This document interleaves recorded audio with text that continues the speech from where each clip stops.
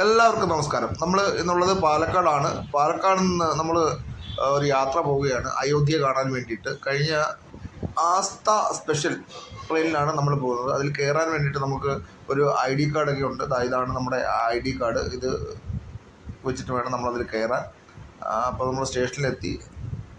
നമ്മുടെ ട്രെയിൻ വന്നു. കൃത്യസമയത്ത് തന്നെ നമ്മുടെ ട്രെയിൻ വന്നു.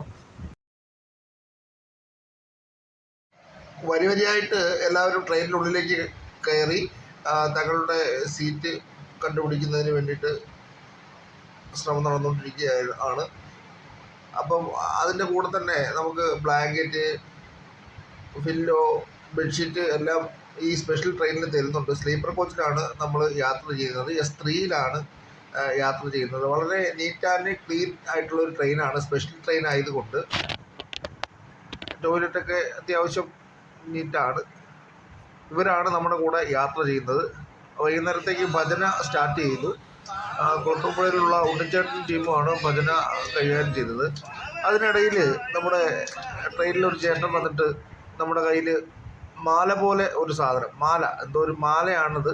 അത് നമ്മൾ കരുതി കഴുത്തിലിടാനാണെന്ന്. അപ്പോൾ ചേട്ടൻ പറഞ്ഞ് കഴുത്തിലിടാനല്ല, ഇത് ബാഗിൽ നമ്മുടെ കെട്ടിവെക്കണം.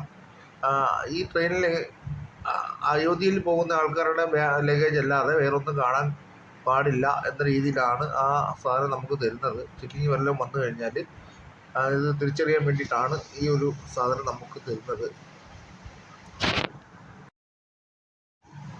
എല്ലാവരും ആ മാല തങ്ങളുടെ ബാഗിലേക്ക് ഇതേ രീതിയിൽ പിടിപ്പിക്കാനാണ് ആ ചേട്ടൻ പറഞ്ഞത്. കുറച്ച്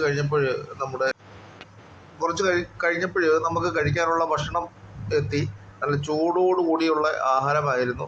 ഈ യാത്രയിൽ നമുക്ക് ഭക്ഷണം ഉൾപ്പെടെയാണ് 3000 രൂപയ്ക്ക് പാലക്കാട് നിന്നും അയോധ്യ വരെ ഉള്ള യാത്ര. വലിയ സുരക്ഷയോടുകൂടിയാണ് നമ്മുടെ ഈ ട്രെയിൻ പോകുന്നത്. പോകുന്ന വഴിയിൽ ഈ ആഹാരം കയറ്റാൻ വേണ്ടിയിട്ടുള്ള സ്റ്റേഷനുകളിൽ മാത്രമാണ് ഇതിന് സ്റ്റോപ്പുള്ളത്. ആ സ്ഥലങ്ങളിലെല്ലാം റെയിൽവേ പോലീസുകാരിങ്ങനെ നിറഞ്ഞു നിൽക്കുന്നത് നമ്മുടെ സുരക്ഷാ ഉദ്യോഗസ്ഥരെ നിൽക്കുന്നത് നമുക്ക് കാണാൻ കഴിയും. ഒരു കച്ചവടക്കാരെ പോലും നമ്മുടെ അടുത്തേക്ക് വരാൻ കഴിയില്ല. ആ രീതിയിലാണ് വൻപ സുരക്ഷയാണ് ഒരുക്കിയിരിക്കുന്നത്. ആഹാരമൊക്കെ കഴിച്ച് ഒന്നാമത്തെ ദിവസം എല്ലാവരും സുഖമായി ഉറങ്ങാനായിട്ട് കിടന്നു.